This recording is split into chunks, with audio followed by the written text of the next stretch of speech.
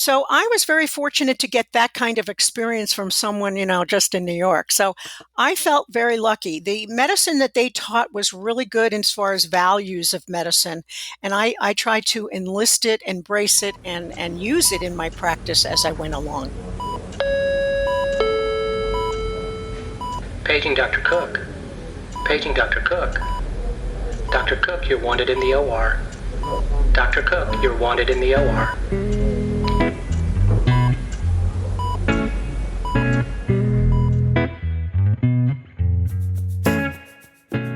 Welcome to the Prescription for Success podcast with your host, Dr. Randy Cook.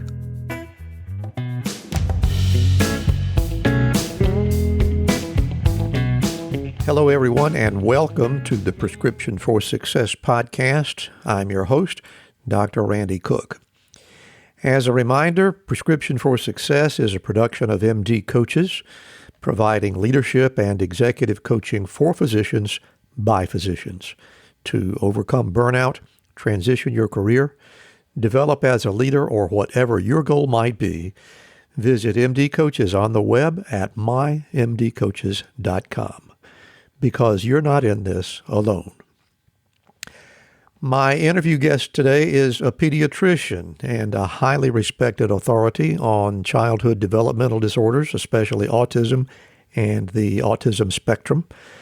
Dr. Ivy Fisher has contributed immensely to our understanding of that phenomenon, and she spent her entire professional career with Kaiser Permanente group in the San Francisco Bay Area. So, let's hear what she has to say.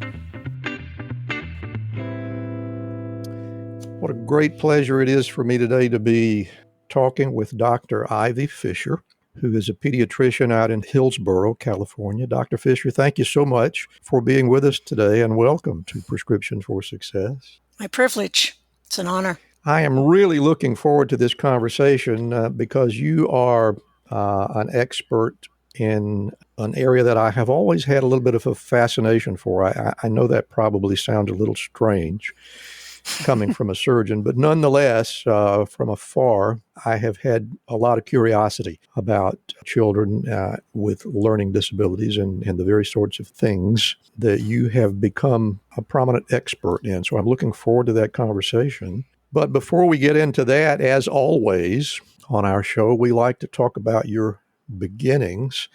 I believe that I detect in your accent that you didn't grow up on the West Coast. Am I correct about that? That is correct. New York, Brooklyn, Queens. Yeah, that sounds about right.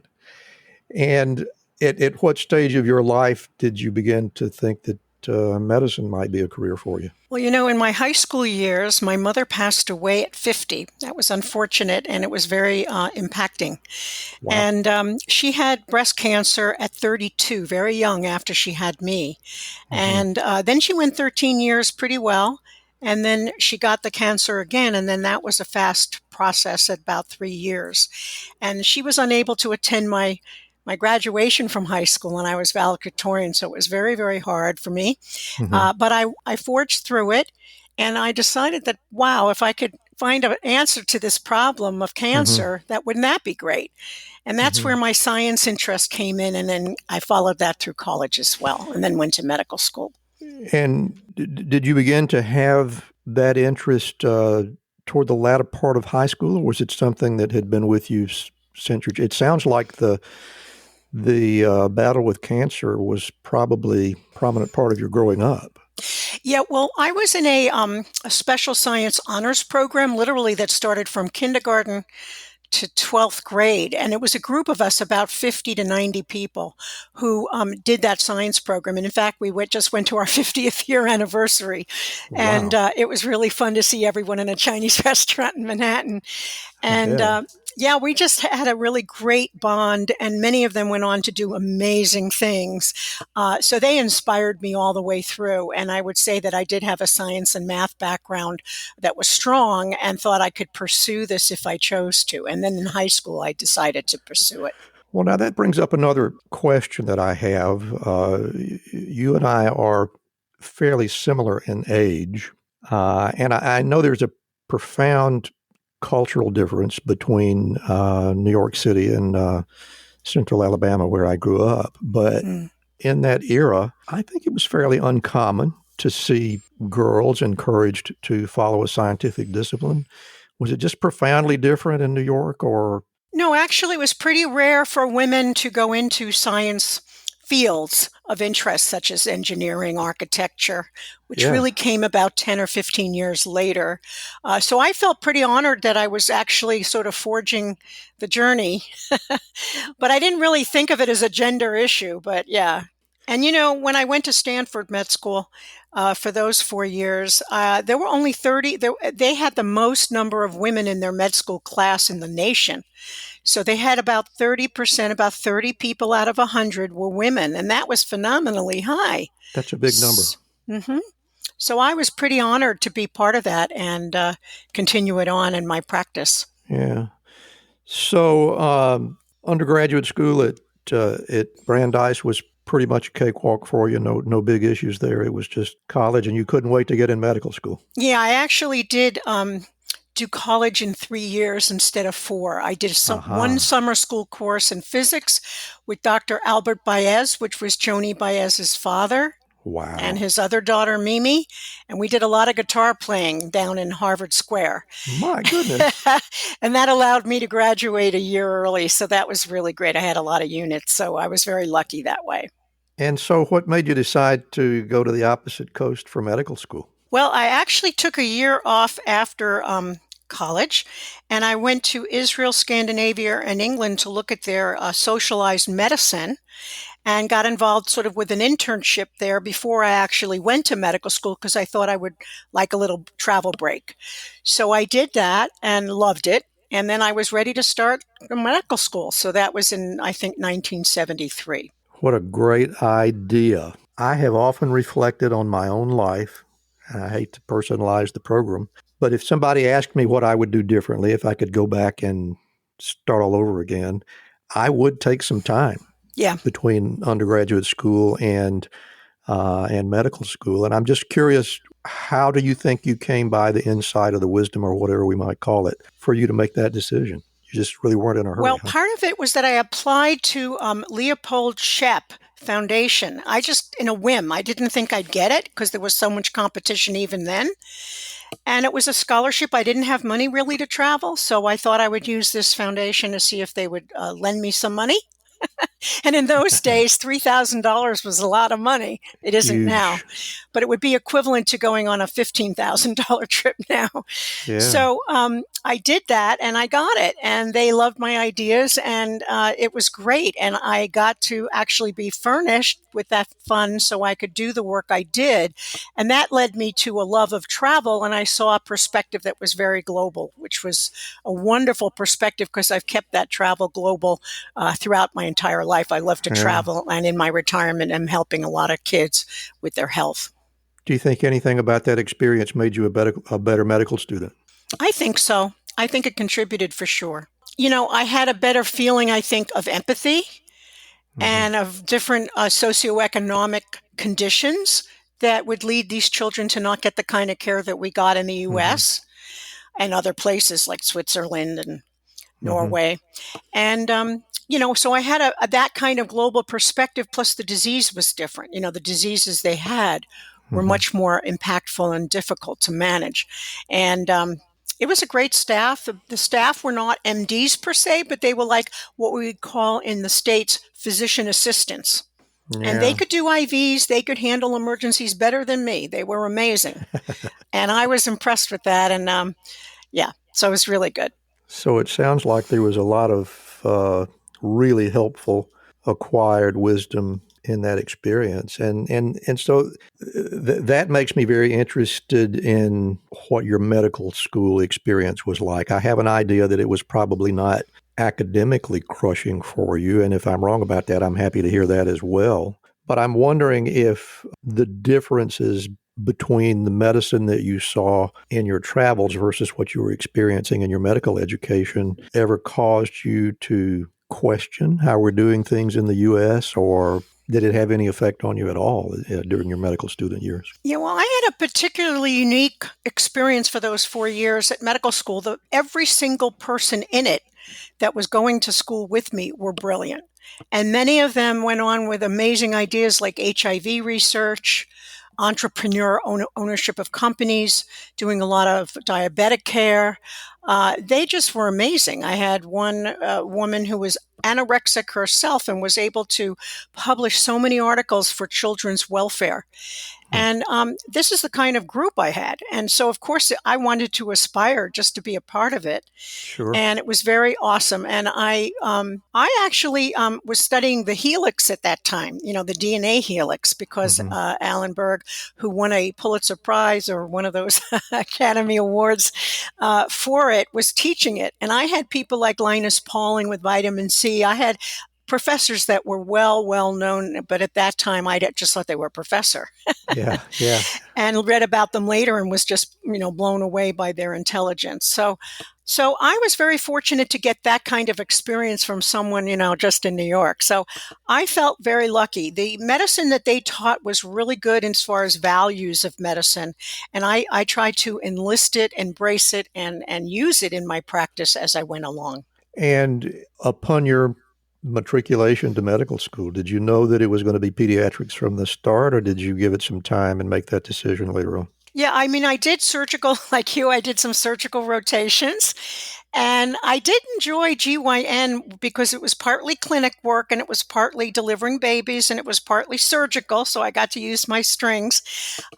But in the end, I thought the life would be very different. I wanted to be married. I wanted to have children, and I wanted to have a normal life work balance. Mm-hmm. And I thought that pediatrics would afford me that, and that maybe I could specialize if I wanted to at a later time. But I thought that I would just start there and keep it simple.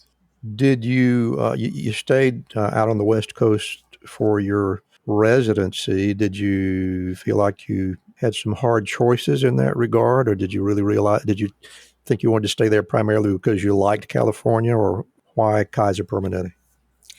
Yeah, now that's an interesting question. At that time, Kaiser really, most people didn't have a value like it does today. It really rose to its reputation, I think, because of Robbie Pearl, who was CEO for so many years and really he's been a guest on our show. Yeah, he resurrected Kaiser for sure. He's just a great human being. And I had a great friendship with him because I referred him a lot of maldevelopment of the mouth cases, and we just became hard and fast friends even before he was CEO. But I was so happy when he was chosen, and he was well worth it. He earned it. And I started my residency, my internship here because two things happened. One, I fell in love with California. I felt like going to medical school was going to a country club. And oh my God, different than New York, right? Than NYU and tall buildings with no place to run. And I became a runner. I ran in a Beta Breakers race when it was first starting, and they only had 500 people in the race.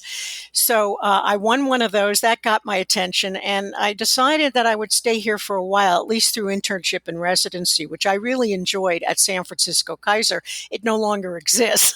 It went belly up. So what they did after that is they had UCSF students come, and as a practicing physician, they would shadow with me for a week, and we had a great time teaching. And I taught UCSF students for over 30 years. It was really fun. Sounds like a truly great experience. So let's talk some about your practice. And when you went into private practice, as it were, did you already have an interest in special needs children at that point, or was it something that developed later? What's the origin story? Yeah. So I did decide, as I said, my internship and residency was at Kaiser, and then I ended up getting a job at Kaiser. Mm-hmm. I actually liked the prepaid socialized medicine at the beginning, so I thought I would start there.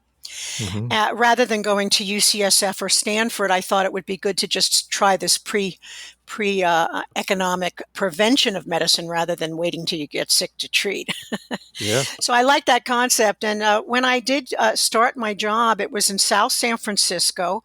And then they moved to Daly City, and I've had a 37-year experience at Kaiser and a 5-year part-time practice. But part of what drove my behavioral interest was my son.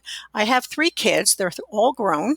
One's 39, one's 36, that's Seth, and he has autism high functioning. In those days, he was diagnosed at UC through a referral from Kaiser, and he ended up having PDD. At that time was pervasive developmental disorder, not otherwise specified. It is now regrouped into the autistic spectrum, as is Asperger's syndrome.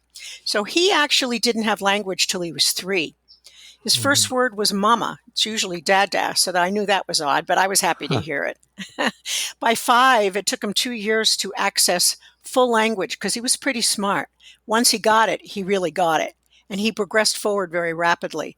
But because he had all of this treatment and intervention, I thought, wouldn't this be nice to share some of my experience and interest in that? And so I began to go down a behavioral path where I was treating genetic abnormalities, I was treating ADHD, and then specifically landed in the autism spectrum world. About how many years into your practice were you when Seth was born? Let's see, he was born in 85. So I would say that about 7 years later is when I did a teleconference for Kaiser for 3,000 people, which at that time was a lot of reach. And it was their first teleconference. They decided they want to use my topic. So I did autism spectrum for those people. And that's about when my interest sort of developed. I did some written work. I did some media work and really enjoyed sharing this information to other families who were struggling. And so from that very well informed position of starting some evaluation or research, I think we have to call it clinical observation. You were literally living the life of the parent of a person with intellectual learning disorders. How did you find the time to develop that into what it has become today?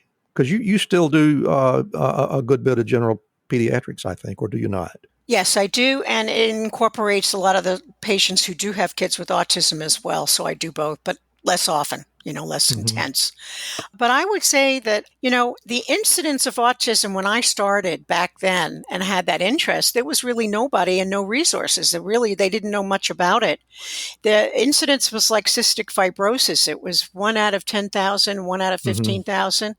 Today, it is 1 out of 40. Most of those males, 4 times more common in males. So 1 out of 40 is pretty scary. There's something genetically going on, but it's not on one gene. There's something environmentally going on, but we're not sure what. But we're doing a lot of research now, and I'm grateful for that. There's a lot of donation going that way. So I do think they'll find some sort of multifactorial cause and influence on genetic abnormalities and environmental influences. I do think that's kind of what it is. Well, now that brings me to a question. The first time I ever heard the word autism, I was a senior in undergraduate school and a basic psychology, a developmental psychology course.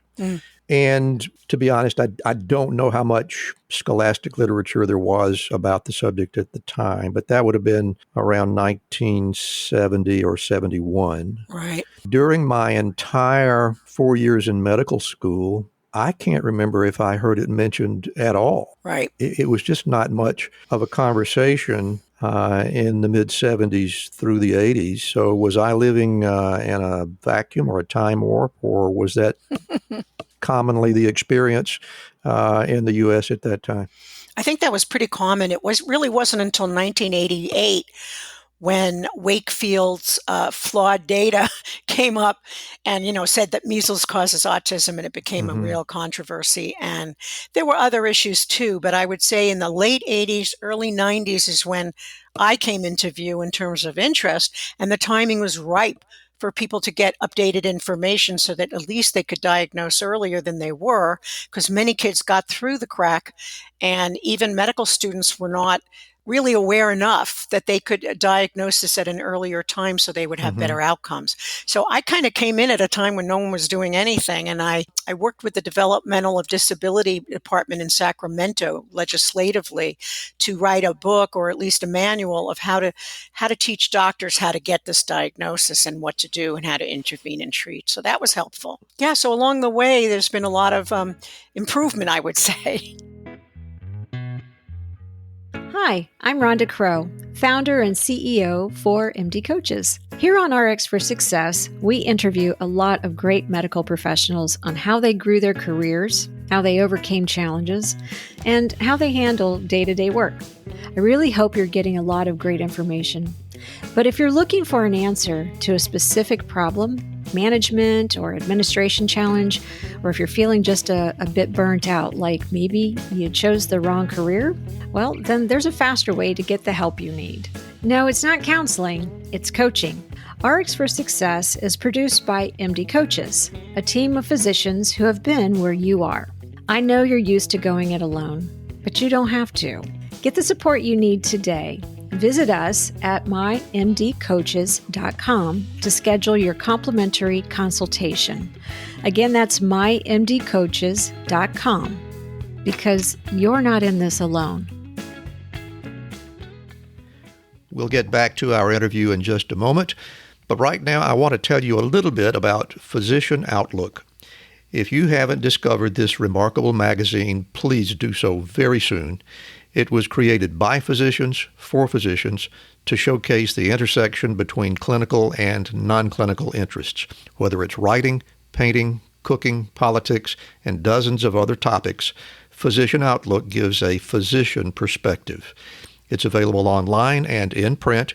It's really unique among physician lifestyle magazines. And like the Prescription for Success podcast, Physician Outlook amplifies the voice of any physician who has something to say. It also engages patients who still believe in physician-led, team-based care.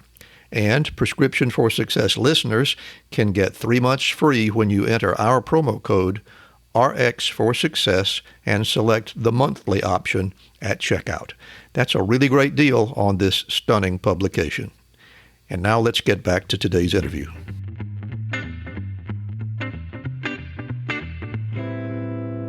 I'm really curious. Do you think that back in the mid-'70s through the mid-'80s, when it was hardly ever mentioned, was it simply being overlooked and misdiagnosed, or has there been a substantial increase in this disorder? Well, I actually think it's both. I think that people were falling through the cracks because the delayed language wasn't picked up, or if they were Asperger's, they might not have delayed language. They might just have pedantic language, academic language, sophisticated language. And they would get missed because they were considered to be very bright, and they are in certain ways, certain skills. Socially, they weren't so good, but everything else was good. So those were the kinds of people that, in fact, I just met the other day an adult who's terrific. He was a technology guy helping me upload my course, and he was amazing because he hadn't been diagnosed. He was undiagnosed Asperger's and had been wondering about it for a long time. So when he got a hold of me, he asked me, could I have this? And he gave me all the features, and I was able to direct him for help. But, that's an adult. He was 39. Yeah. Living all his life as an Asperger's, not knowing. That really happens a lot in Asperger's because they don't have the language delay. But in a regular autism, you're going to pick up the speech delay usually, and then you're just going to go for speech therapy, not knowing maybe that you have it. You are also the originator, the founder of a multiphasic clinic for special needs children. You want to tell us some things about that? Yeah, so as I did my practice at Kaiser, I sort of developed this little referral consultation clinic because none of the pediatricians felt comfortable with it. So I took it on.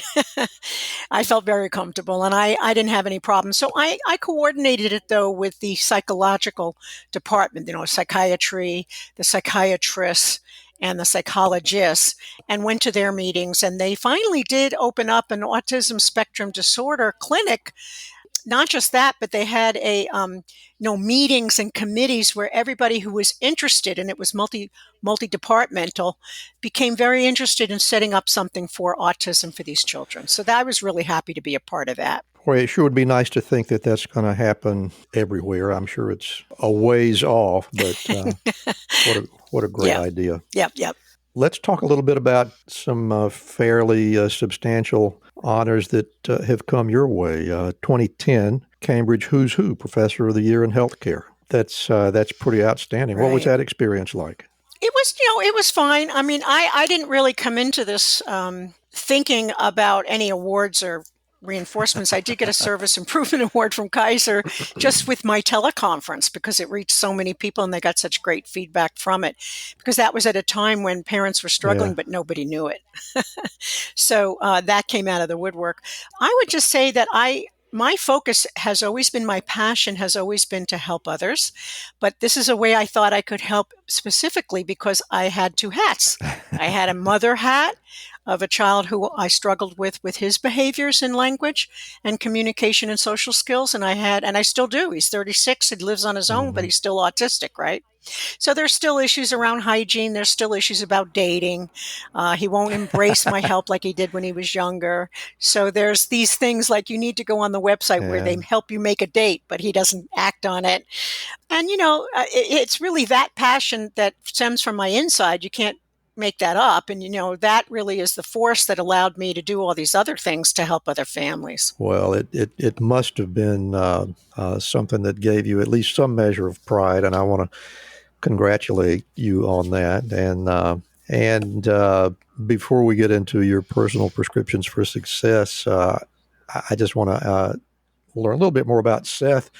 I understand he has aspirations to be on the New York stage. Is that true? That was his original aspiration. And he went to University of Pittsburgh, where they have very few, they have a lot of applicants and few people going to their summer camp in musical theater.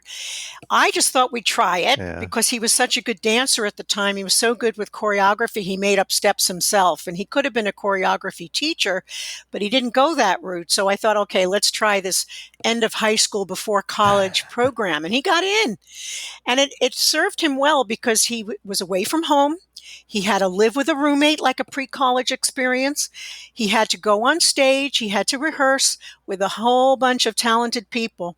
And he did extremely well. The kids came up to him and said, "Show us your steps." Wow. So, they were great. It really enforced for 3 months a really great program that allowed him to fall in love with dancing and also acting, and he also sang, but dancing was his strength. And then when he went to college, he continued that on at University of, UCI, Irvine, and one of the UC schools. And we loved that program. It became actually a musical arts program because there were so many talented people in it. And he just got in. I mean, it's almost like God had a path for us because we were at the right time, at the right spot for all of those things. And he just lucked out. And it was great. He loved it. I went every 4 months to see him in a show, a play, a musical, and loved it. And he did a great job, and he worked very hard. He had a very hard work ethic, and sometimes he would be dancing 10 hours a day, 5 different kinds of shoes. Wow. And he worked on his leaps in ballet because that was one of the musculoskeletal weaknesses that he had from his autism spectrum, but he was able to strengthen it over time. After 20 years, he became very strong with his legs. So that I really valued. And, the fact that he wanted to live alone, he didn't want to live with us. He's very happy being by himself. I wouldn't say he's lonely because he's got a whole theater community down there. He's captain usher. And so he's head usher, almost like a stage manager now at Segerstrom Theater, where a lot of very famous people have gone by, like Bob Foster and Cher and all kinds of young performers, Sting. He's met them all, but he doesn't realize they're famous. Well, he just stays calm.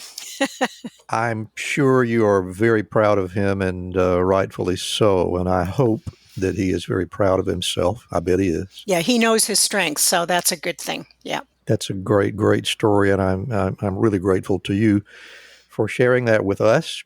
As you know, our program is about giving people an opportunity to tell us their secrets to success, and we're at that point.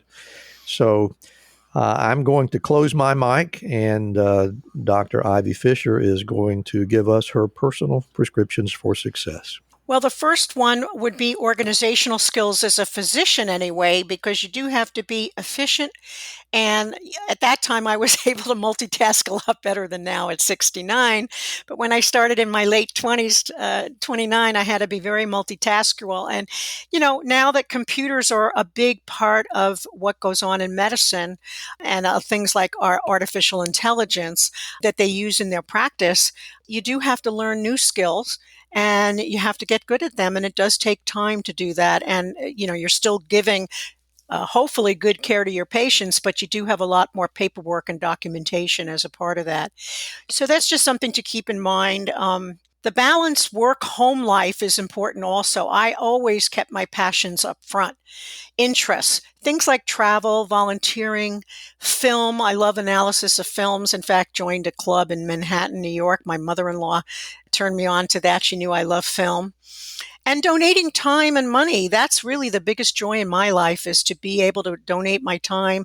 I went to West Africa, which was in Kenya in 2006, November, and I worked in a Matibabu clinic and loved that time.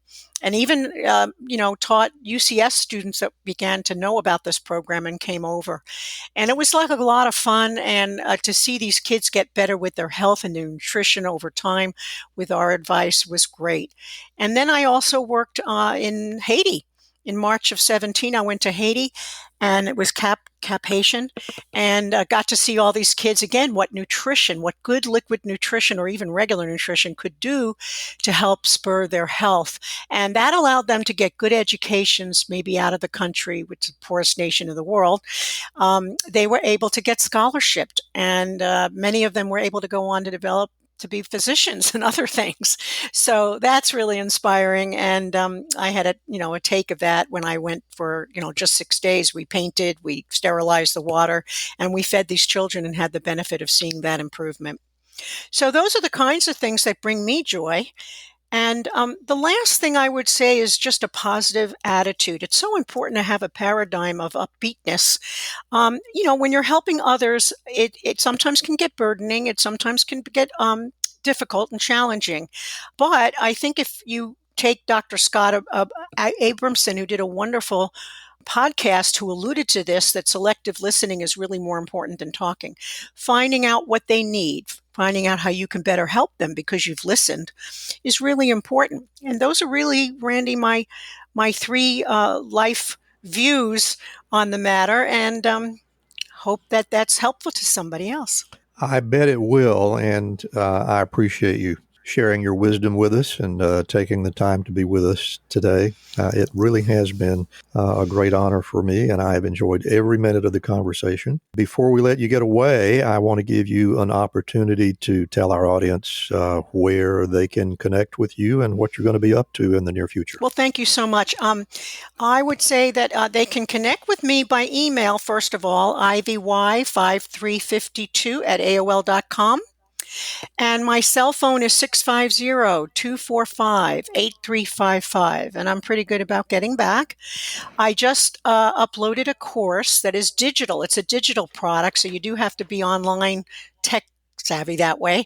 But you could watch this course at your own leisure. It's a 3-hour pre-recorded course on autism spectrum and goes through a number of things like feature, communication, nutrition, tools and strategies for social and behavioral management. And the course will pop up if you go to mastermind.com, you type in autism, and the course will pop up for you to buy it. So I do and have appreciated you having me on today. Thank you so much, Dr. Cook. Well, it has been a pleasure, as I said before, and that course sounds like a really great idea. So thank you so much for letting us know about that. And thank you again, Dr. Ivy Fisher, for being a part of Prescription for Success. It's been my pleasure. Thank you.